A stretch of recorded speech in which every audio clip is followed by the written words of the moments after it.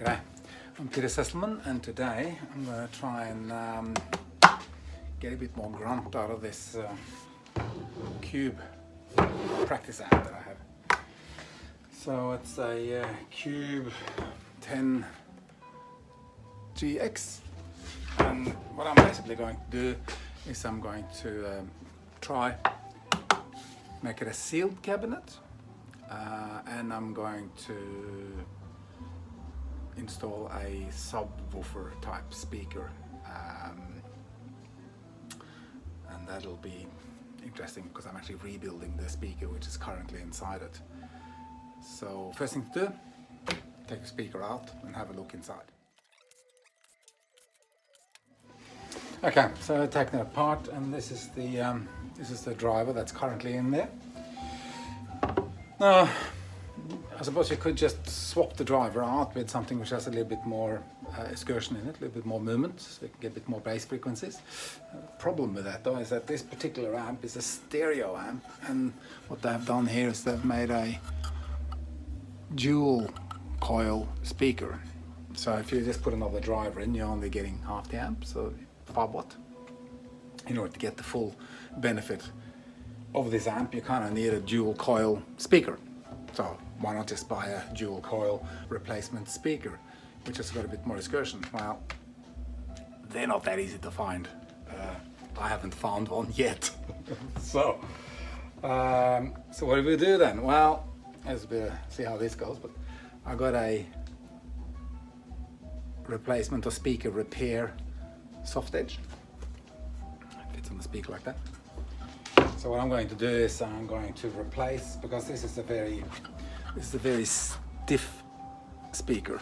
I've got a fairly stiff spider as well inside here, but a lot of the stiffness is the fact that there's only so much this speaker can move with that stiff edge. So I'm gonna cut the cardboard, and I'm going to replace that outer edge with this foam edge and glue that on, and then the speaker will be a little bit more free to move the way it wants to go. As you can see, I've already put a little plug in the hole there, the vent, and I also put some wadding inside, some Dacron in here, and then we'll see what it sounds like as a sealed cabinet. First step is to take off this thick cardboard edge. Doesn't really serve any purpose. Using a bit of sandpaper to get the last bit of the paper from that cardboard edge off. Also give it a bit of a wipe with a bit of acetone. Now normally when replacing the foam edge on the speaker, you cut the dust cone out of the center of the speaker, and you lay a paper, like a couple of layers of paper on the middle to keep it aligned, so it doesn't go out of alignment when you start gluing the foam edge on. Well, I don't really want to do that because I don't want to put another cone in the middle. So what I'm going to do, and I've marked here where the openings are at the back. You can see a little mark at the front here, a little text mark.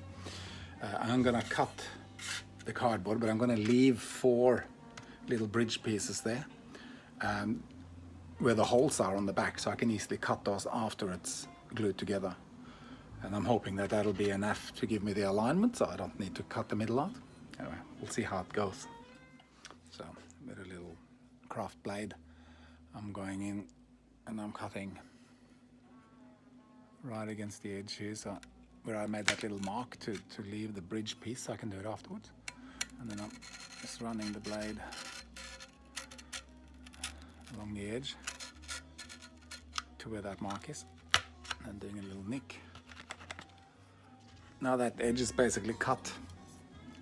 If you look from the back here, I suppose you can see where the little tabs are there, and that'll allow me to cut those out after I've glued the foam edge on. So I'm just going to glue the outer edge first, just using some contact cement. But at any rate, the outer edge has now been glued.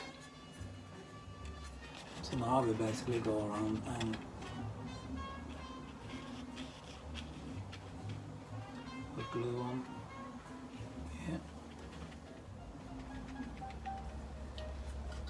Okay, so now that's glued as well. Okay, so now I'm just going to carefully cut out those tabs that I left in there. So cutting those tabs out was a little fiddly, but it was doable. Just had to use a fine knife and a pair of tweezers and pull them out. But now basically we're left with a speaker which has a much more movement in it, so it's more like a bass speaker. What we're going to do now is put it back in. And so this speaker is just plug in. See here, little tab. That's on there.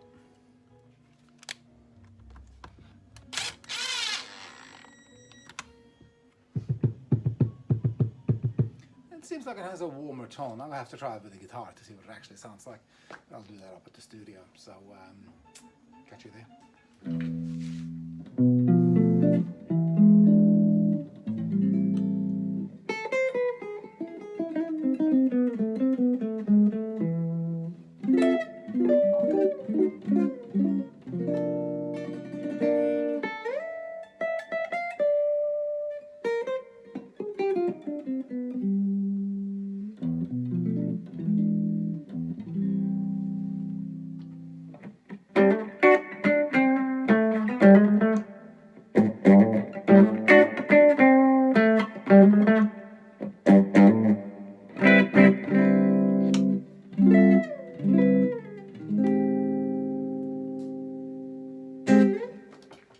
So, all up, I'm really happy.